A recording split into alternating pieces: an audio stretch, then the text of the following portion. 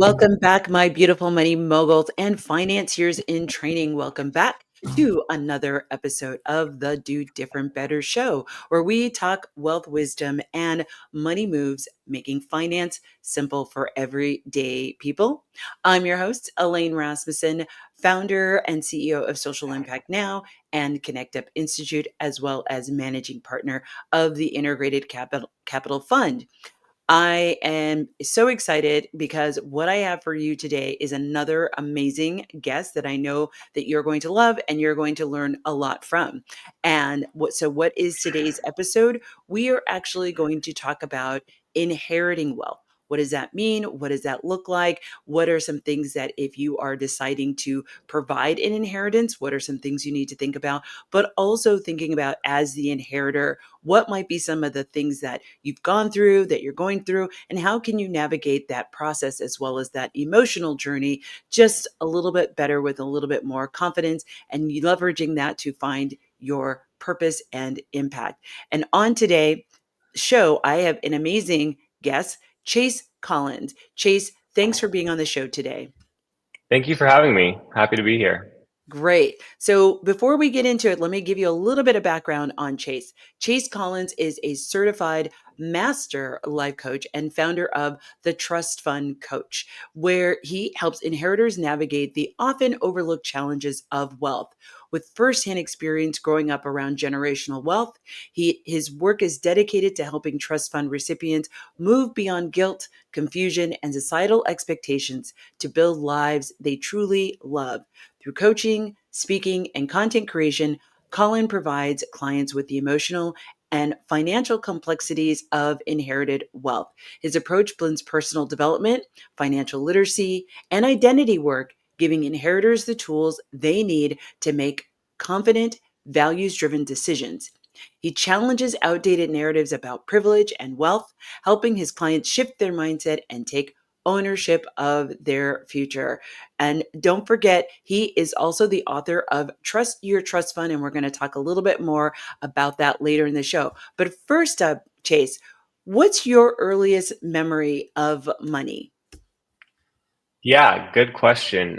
I would say it was more of kind of the big tragic event in my childhood, which was my father passing away. And I was 11 years old. I really had no concept of money before then. And then there was this weird shift of money stress and consciousness just because our family was, up to that point relying on his inherited wealth, his family money. So once my mom was a single mom, it kind of shifted us into a whole new consciousness and situation. And so you say that you grew up around generational wealth, but what were some of the seen or unseen or unspoken messages that you started to see? Particularly, you went from a nuclear family to having a single mom. What might Hmm. be some of the message you got about money and identity as a result of that, yet that life-changing moment? Yeah, I would say silence around money and the we don't talk about it is something I definitely saw and felt a lot and experienced. And then identity tied to what you have instead of who you are. So that's really kind of what I noticed, especially going from, my mom and my dad living off of the family wealth, and then he dies. So there's a whole new dynamic. And yeah, so it was both sides of the coin. What were some of the shifts in the dynamic? Like, what was it before? And then, like, how did it shift and change afterwards? Well, she was primarily a stay-at-home mom, and then were going through a separation. So once he had passed away, she had to work and pay the bills, paycheck to paycheck. So, but yet I also had this brief understanding that I had a trust fund and my siblings had a trust fund, but we didn't really know what that meant, right? And so then all of a sudden at 12 or 13 years old, I'm emailing a trustee, and it was a weird experience. And did you know the trustee? Was this somebody who had been in your life, or is this like a brand new person? You're like, I don't know who this person is. I don't have a relationship with this person. What was that like? And did your siblings have the same trustee? Yes. So it was one of our uncles, and so it was someone we knew. And then also, additionally, like the financial advisor that had been, um, set to us. And so, yeah, there was one aspect of someone we didn't know at all, and then our uncle who, um, you know, it that kind of introduced and made me aware to a whole layer of this onion, which is family dynamics and how inherited wealth and money and family business impacts family dynamics and relationships. And what were some of the family dynamics that you saw shifted as a result of your dad's passing and now your mom stepping into not only this decision-making role, but also caretaker role and having to navigate, I don't know if it was for the first time, but maybe first time in a long time of employment and just all of that comes with that and, you know, as a previously stay-at-home mom. Yeah. Um, what was the first part of that question? I'm sorry. Yeah, no, that's okay, that's okay. So, like, what were, like, some of the dynamics that you saw that, like, Oh, the before and after? Like, how did things shift? yeah. I mean, I think there was like a mindset and like abundant kind of an abundance mindset shift that happened there because we were kind of living in full abundance. And then I think being the oldest boy son, a lot of her money stresses and overall stresses with taking care of the kids kind of fell onto me. um, so that for sure. And then yeah, I think that, it was an interesting experience for her to be living paycheck to paycheck and working and grinding hard. And then us kids kind of knowing we had money waiting for us, the second we turn 18. So I think this is really great to understand because so many people assume that inherited money means instant freedom. You're like, yay, woohoo, right? But you were, like, as you were saying, 12, 13. But Hmm. you've said it can bring guilt and pressure and even shame. Like, where do those feelings come from? And what did they look like in your life? And, yeah, what did it look like in your life? Yeah. Guilt and shame is something that I really saw my dad struggle with. He was, if you knew my dad, you loved him. He was the coolest, funniest, most humble guy. And he felt a lot of guilt and shame for his wealth. And I think that's what led him to kind of the path that he was on, and addiction and alcohol and overconsumption. Um, but he really did not understand why he was given everything, told he would never have to work when someone right there couldn't afford their next meal. So so that was my first really experience with it. And then as I, grew up and started to come into my experience, my inheritance, I started to experience um, similar themes and cycles, and realize that we're not alone. I'm not alone, and it's a whole thing.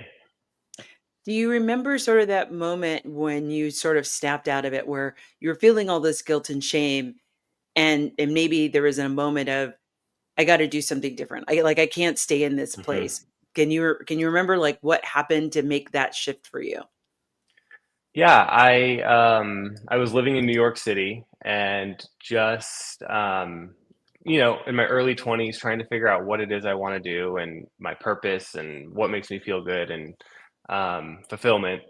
And it was just this low point of spending way too much money on things that did not matter. New York City is an expensive place to live. It's very Um, expensive. yeah, and then just kind of starting to have to face reality. And I always say the biggest blessing with me and my siblings and our generation is we have to work, we have to figure out something to live for the rest of our lives, where my dad was told he would never have to work. We're fifth generation. So Mm. um but yeah, that turning point really was just like huge credit card bills and like not making money, not feeling fulfillment, not on a purposeful path. And yeah. And so when you think about it was very clear that, you had to work. Was your dad necessarily told not to work, or like, with some, especially if you get to a certain socialite level, even if you want to work, you're not allowed to work. Is that Right. something that you feel like your dad experienced? I he would dabble his feet in a few things here and there, and a business here and a business there, but it was never something super consistent. My family and I always talk about how the best thing he could have done as far as work would be like a PE teacher, because he that was my dad. Like, Mm. he would have touched so many lives. He loved kids. Kids loved him. The impact he would have had, like, with that meaningful job. Um, and a part of me wonders if there was some sort of family, I, uh, this unspoken family expectation, which is something you do often see. Um, and because you you know when you come from a wealthy family, they might have these crazy expectations, or standards, I should say. Yeah, one of my favorite movies, I think it's the Philadelphians. It's way before your time, before my time, but it's a great Hmm. movie with Paul Newman, and the mom gets pregnant.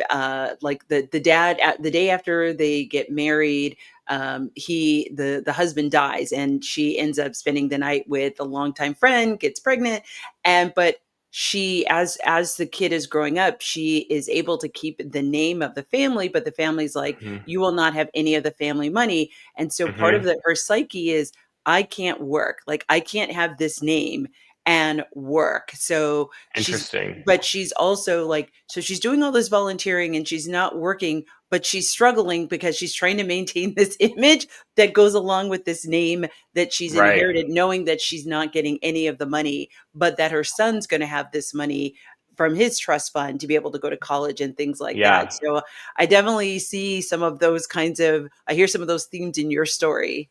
Yeah, for sure. And I think that's a big, a part in my book is called Both Sides of the Coin. And that's really why I approached what I do now with helping inheritors and coaching inheritors and writing the book, is because I saw both sides of the coin so clearly. And, also, I grew up in a small town where people somehow knew that I had a trust fund, and my siblings and I had a trust fund. So then there's this stigma and assumption around what that is. And like, the average trust fund in America has about $280,000 in it. So there's all this stigma and assumption around it. And yeah, I was living this, like, both sides of the coin, and then on top of that, like, realizing the emotional and logistical struggles of inheriting, or you know the guilt, shame, isolation, or family dynamics and expectation. Yeah, because I'm sure that people, especially when you're talking about 17, 18, 19, 20 year olds, especially you grew up in the social media generation, right? So I'm sure there Hmm. were this, oh, like, why aren't we flying and going off to like Paris like tomorrow for Hmm. lunch, right? You're like, this isn't how it works, Yeah. right? Because you have to, and tell me if this was your experience, like you have to go to the trustee, you have to ask for money, right? That's Hmm. like that's part of, I think, the logistical parts that you're talking Hmm. about. It's not like you have an open checkbook and you can just like make it rain, Yeah, right? totally. It's tied up, and you have to make requests, and which is a whole experience in itself. It's like you're asking someone to borrow. It feels like you're asking someone to borrow money, and that's an experience that most inheritors have, is that it actually doesn't feel like theirs. Right, because you don't, it's not like you can go to the bank and just ATM it, and but the Yeah. perception is around you, particularly with young people, and I think particularly because of social media, you do see some uber wealthy children or young Yep. people who actually do have some of their own money, right? That, Hmm. maybe they were, even though their parents are wealthy, they were child actors or they're content creators, and so they have some money, and you see them jet setting all over the world. So it Hmm. gives this, for I can imagine for you, you're like, okay, that's this image that's out there, Yeah. but that's not. my life. Totally. And just like having like the fact that my father passed away, I didn't like have like it was all on me. So like my whole financial everything, like if I were to grow this trust fund into $1 billion or if I were to lose all of it, that's on me. So, Mm. that was like a moment when I was in New York running around in this almost socialite, like rich kid, New York City, Manhattan, and just trying to keep up. And I was like, what is the difference here? And all these kids have their parents, their rich parents, and I'm like over here, funding it myself, literally getting the bill, getting the check, having to pay the credit card bill, and deal with the logistical things and bills. And so, so many blessings, in it. And yeah, But also it's, no one talking you through, okay, here's a checkbook. This is how much yeah, you have. Like, let's think about what your expenses exactly. are. Let's think about what's the cadence and the scope and the scale of your requests that you need to make. Like Hmm. when should you make them? How should you make them? Like you said, you were like basically emailing a stranger that you didn't know, as far as the money manager, and thinking about that's a whole nother language of like you've got this portfolio, right? Of like Yeah, assets. Maybe there's stocks, and you're like, I'm 17, 18 years old. I don't know what a stock I don't know what a totally. stock is, right? Yeah. Did you experience some of that? Oh, absolutely. All these terms and, official ways of business, really, that you are learning on the go. And taxes, too. Taxes were a big one that, like, because my dad had passed away, it's like I'm dealing with taxes and stuff from his, when you're working within an estate, too, or in an estate, it's, there's so many dynamics and layers. And um, yeah, All right, and trying to just navigate that and understand that. So, just to give the audience some frame of reference, when yeah. you talk about your inheritance, are we talking six figures, seven figures, eight figures, just so folks can understand the scope and scale of what we're talking about? Yeah. It's like couple seven figures, like low seven figures. Okay. Um, and and the biggest blessing that my grandmother did as well was we're the youngest of many, it's a big family of many cousins, and she kind of saw how my dad's generation and my cousins um, went and what they did with their money and when they got it kind of in big chunks. And so what she did for me and my siblings was structure it in a completely different way to where my first distribution was at 21 and then they will go until I'm 40. So it's very, very spread out. It's all in the market. And when I turned 21, that was a big kind of epiphany moment because I was working full time, making great money for myself at an art gallery. Yeah. And I was about to get, hundreds of thousands of dollars. And um, I didn't know what I was going to do with it. I would have went and bought designer and a Range Rover or a G Wagon. Like literally, that's what I was like. And lucky enough, I decided to put it all down on the house on a down payment, bought a house and just put it away, and it was the best thing I could do for myself because, luckily it was the right place and the right time. And it's, two times when I purchased it. So, yeah, that was a big moment in kind of realizing, making decisions, big decisions when it came to, um, you know, the distributions. And setting yourself up for longer term success, right? Yeah. Especially having had that story. So, well, we're Yeah. going to wrap up this segment. We've been talking to Chase Collins on the Do Different Better show. I'm your host, Elaine Rasmussen.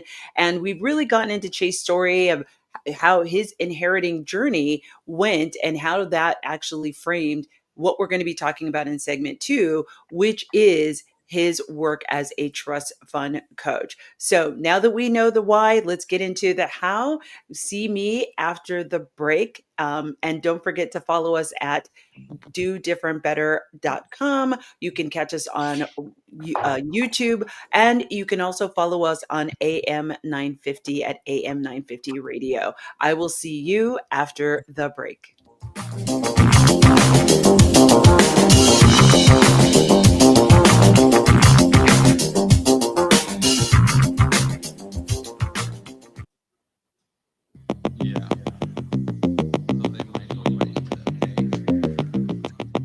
my money lovelies. It's so great to have you back on the Do Different Better Show. I am your host, Elaine Rasmussen, and we have an amazing guest. It is Chase Collins, who is the author of the Trust Your Trust Fund, and he is a trust fund coach. So we've spent the first segment talking about sort of his journey, his money story, and how suddenly inheriting his wealth, what did that do psychologically? What did that do? What were some of the logistical processes of managing all of that? And now we're actually going to get into like actually how he works with clients who are inheritors. So first, Chase, tell me about your clients. What are some of the things you hear when people actually come to you? What are some of the ways where you feel that they are stuck? Yeah, I think the main thing is they come to me saying, "I don't know what I want." It's a lack of clarity, yet they have the resources to kind of do what they want and have too many options. I would say the other thing is kind of a guilt for having more than others. That kind of guilt and shame come in. And then just fear of judgment and rejection or failure with the money, losing it all. Loss aversion, which is like the fear of having a greater fear of losing what you have than having the belief of making more or making it yourself. Mm. So those are the main things I see. I think that is something we all have, right? And I think particularly in this moment in time where we are politically, there's a lot of loss aversion and people not being Hmm. able to think about, um, okay, I actually have something. And so how do I Yeah. multiply that? But I've also read, there's scientific research where if you want to motivate a human, tackle like frame something around loss because we're more apt to act Yes. around loss than we are apt to act around gain, which I find Absolutely. fascinating.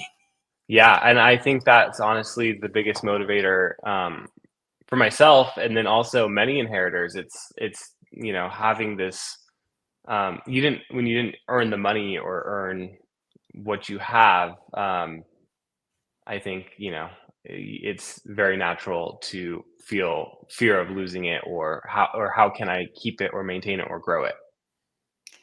So, what do you feel are some of the biggest myths? And we talked a little bit about in segment one, but what are some of the biggest myths around quote unquote rich kids that you wish people understood the more full context behind? Yeah. Um, I think there's a few that come to mind. It's that they have it easy. Uh, I think the reality of it is it's an emotional weight and not all ease and adds a lot of different dynamics.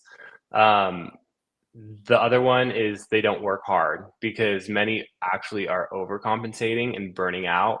And if you're working in a family business, and it's your dad's or it's your grandparents or whatever it might be, you could be the hardest worker, but you will always be, the inheritor or the spoiled kid or silver spoon kid. So um yeah.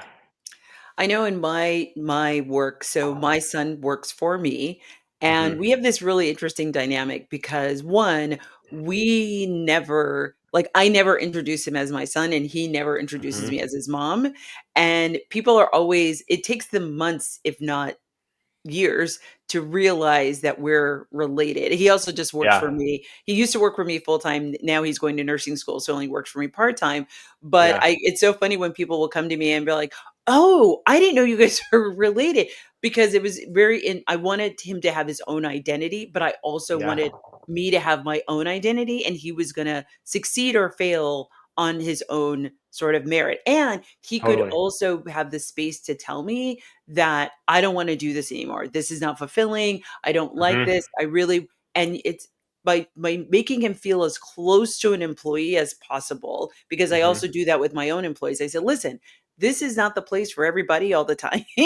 And so if Yeah. you're finding that this is an environment, or your job is not a job that you feel that there's something you want to do, that you can do, that you should be doing, let's have that conversation. So I've always tried to like have him feel just like an employee, where he can be like, you know what, like this isn't working for me anymore. Oh, great. And we actually had a similar conversation as he's going into nursing school. I really want him to be able to, I don't want, because he was saying, he's like, oh, like once I get past this part of my nursing program, I can start coming back to work for you. And I said, no, I want you to go and get a nursing job. I said, you're only doing this job because this is the job that you have right now. But the whole goal is not for you to, I don't want you to stay working for me when I know that you're trying to go and do this other thing that is also great and noble. And to Yeah. your point, I think is like finding your own self-worth. Right, I Yep. think that's where a lot of what I'm hearing from you, it's like you've gotta find your voice, and so Mhm. how do you work with people to help them find that purpose? How, like, what are some of the things that you say to them of, like, just what's that journey to figure that out? Yeah, absolutely.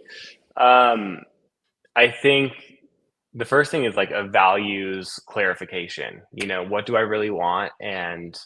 Um, and figuring out, your core values. And then I would say really, I mean, it depends on the situation. Because, I, if it's, it could be boundaries with defining where families, um, you know, defining family boundaries and yeah, and What then I'm what spacing, sorry. Yeah, that's okay. What are some unhealthy boundaries that you've seen Yeah, that you work with your clients to correct? yeah, for sure. I would say over reliance on their family or their family Mhm, wealth or their trust fund. mhm, I think if you're relying too much on one thing, it can always be bad. And then see like a interesting power or control thing when it comes to the boundaries and family. So really, really, I actually just had a conversation yesterday with a client about how many times inheritance and family business has a personal tie and connection to you and an emotional one. Yet everyone you're dealing with, it's just a business. So kind of shifting it to that mindset mm. and taking less of the personal emotional side out of it. I think that's really valuable because and it's probably not it's easier said than done, right? Mhm. Because particularly in your case, you talked about like it's not like you got the inheritance and your dad was still around, right? Right. You got the inheritance because he wasn't around, right? Well, like Right. not that, but and so Yeah. having to figure out what does that mean and what does that look like. So what have you seen, or maybe some of the unhealthy strings that you've seen from your clients that um, the bequeathers or the givers have attached to the trust fund that you think are not necessarily the best? I would say um, overconsumption, right? And like moving from like consumption to contribution, Mm, and working with them on that. And then it could be like feeling this guilt and shame to always be paying, or an interesting one I recently worked with was this guilt to be um, giving, like to charities and stuff. And it wasn't anything out of like personal values or wants. Instead, it was more of like a vain, you know, societal expectation thing. mm. So what I'm hearing, and tell me if I'm hearing you right, of you're giving for the PR versus Right, giving because this is actually something that is important and valuable and meaningful to you. right, right. Gotcha, gotcha, gotcha, gotcha. So it sounds like you really focus on working on their mindset, and their hmm financial literacy. What are some specific tools that you use or that you give your clients to reclaim that agency over their wealth story? Yeah.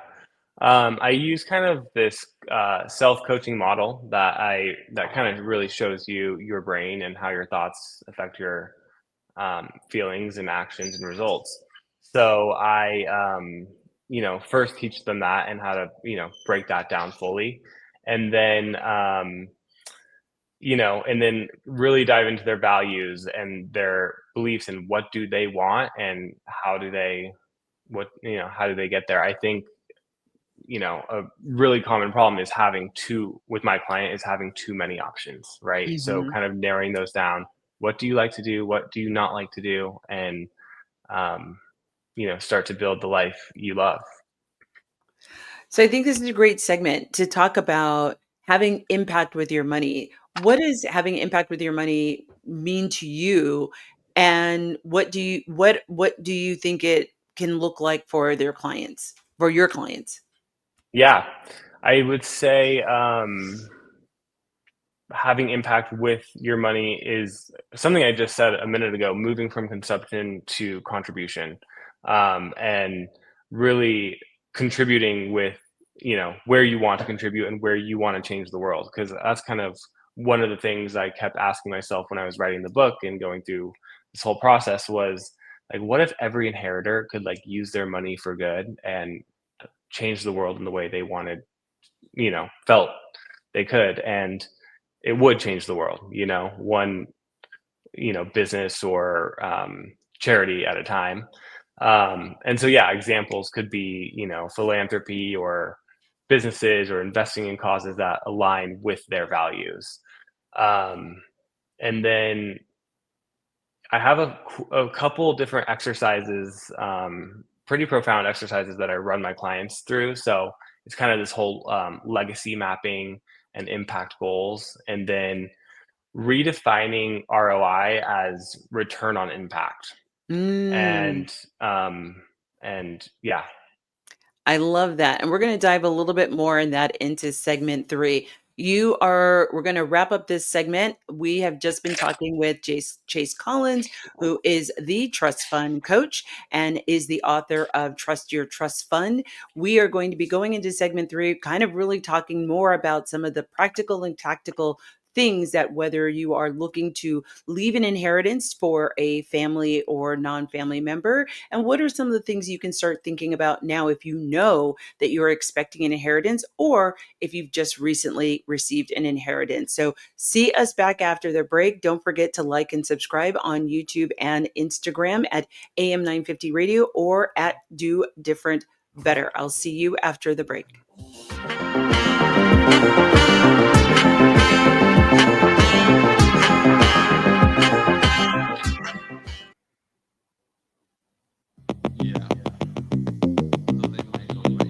Hey, y'all. Welcome back to the last segment of this episode of the Do Different Better Show. I'm your host, Elaine Rasmussen, and I have with me Chase Collins, founder, author of the Trust Your Trust Fund, and founder and CEO of, he is the Trust Fund Coach. So, we have now talked about his money journey, his inheritance journey. We have talked about how he worked with his clients, and now you're going to get some tactical and practical ways that you can start thinking about it. Maybe you're not ready for a coach. Maybe you're trying to think about whether you should have a coach. We're going to give you some tools and tips of things that you can actually do today, whether you're expecting an inheritance, you've just received an inheritance, or you've been sitting with an inheritance for a while and you're just not sure what to do. And some of the things that we talked about, guilt and shame and not knowing how to activate yourself, we're going to get into some of those things. So, Chase, what does purpose look like when money is no longer the motivator,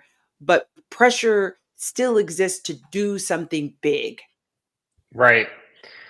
So purpose is alignment with values and not financial need. So it's focusing on fulfillment and growth and that contribution, and then really reframing this pressure to do something big to do something meaningful. And yeah. And I think there's lots of places that that offer that. So obviously, people can hire you to work with you on an Mhm. individual basis. But there, I know that there's some other groups. I am a just economy. Institute fellow. I went through that program, and that is a cohort model that people can go through, whether they are soon to be wealth inheritors or will become wealth inheritors, or they're currently wealth inheritors or have built their own wealth. There's another Mhm. one. I know Cordata Capital also has a cohort program. They work with, I believe it's the top 1%. But you can be in a cohort. For some people like to work one-on-one. Some people like to work in a group. Some people like to do both. So I think having somebody like you to kind of maybe go a little bit deeper and more on an Mhm. individual level. But I think that whole thing of knowing thyself, which is what I'm hearing you say, of you really have to maybe swim through honey to really figure out, what do you stand for? What's the identity you want to create that may be different from your parents, grandparents, or wherever the wealth is coming from? And figuring out, what I talk to people about is, what are those identities that you want to keep, and what are the Right. identities that you want to shed? And I think of it as a wardrobe, like a closet, right? Yes. There are some clothes you want to wear. They're like, oh my Yes. God, I'm bold colors. I like checks. I like houndstooth. I love all the patterns. I love paisley. And Mhm. versus like, oh, I want no black in my wardrobe, right? So like, what are the thinking about all these things as clothes on a hanger, and which ones Yep. do you want to take off, and which ones do you want to keep, and how to make your own way, and how can you reconcile the family expectations. And some people do better than that. They just reject the family expectations. But I think most of us as humans, we want to belong, right? And so Yeah. how do we sort of strike a balance between wanting to not be ostracized, but also being able to stand in our own voice? Yeah, totally. So how do you help someone define the life they love, not just a life that looks good on Instagram? Yeah. Well, first thing you need to separate external validation, so Mhm. Instagram or family, from your internal desires, right? And then I would say you really have to shift from like the life you live and like living a life to live and not one to perform, if that makes sense. Like Yeah. live your life for you and don't perform. And there's a few exercises you can, I take my clients through to kind of do these shifts and separate that external validation. Different visioning exercises and purpose mapping and yeah. And so when we think about reimagining the next generation of wealth inheritors, what would you want them to do, or what would you want them to unlearn now? Yeah. I would want them to know that wealth is a tool and it's not your identity. I would want them to use it to design their authentic lives and impact. And then I would want them to unlearn the shame, the secrecy, and the guilt, and the need to prove your worth through excess. So now let's flip that. For Hmm. people who are wanting to provide an Hmm. inheritance, what should they be doing differently? The biggest thing is communication, open communication, and talking about it, and not creating a weird stigma or shame or guilt or energy around it.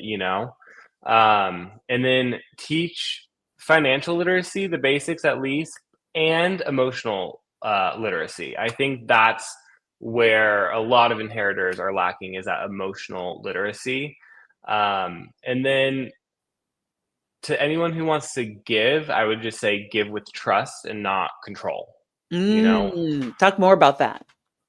Just I think, we've talked about it a bit already, but just how this automatically money puts weird power dynamics in place. So if one person's giving you something and soon they could be holding things over your head or whatever it might be, and that also goes back to boundaries. But um I just, for myself, I know that, once I have kids and building something for them to give, I would just want to give with knowing that I raised them right and I trust them, and they're going to do what they're going to do with it, or trust that, and not use it as a way to control anyone or get your way.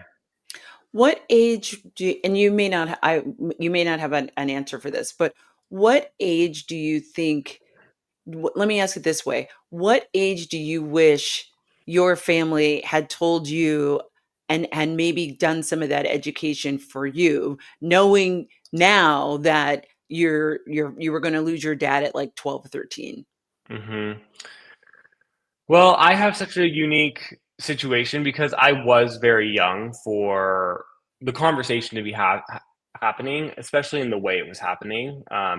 Like I said, emailing trustees at 12, 13. Like, it was just a bizarre thing, right? And It is. living with my mom who is struggling to pay the rent. And so but then, like, with my sisters and most of my clients, actually, they most of the times people are hiding that they have like, that they're giving an inheritance. So Mm, what I see more common is people wishing it was talked about sooner, and wishing it wasn't such a, there it's called sudden wealth syndrome, which is literally when you get a sudden amount of wealth. And you see this happen with athletes and actors and mhm. people who get the sudden wealth after they haven't had it.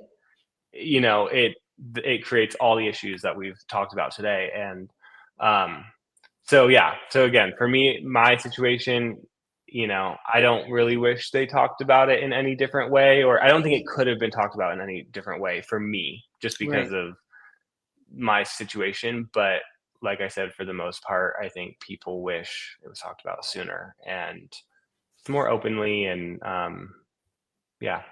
So I wanna just my own natural curiosity. So you're 12 years old, you're told hmm about this inheritance. It sounded like you didn't get that first, infusion of money until 18. Were there stipulations of like, "Hey, this money cannot be used for X, Y, and Z?" Yeah, so I actually didn't get my first big distribution until I was 21. Okay, But at 18 years old, I was technically, and as I was before I was 18, but yeah, it would provide for my cost of living and school. It really encouraged college, and it was written up to where it covers this, this, this, and this, which pretty much is everything. okay. And yeah, it was just under someone else's control. And then at 21, 20, it starts to roll out and bigger.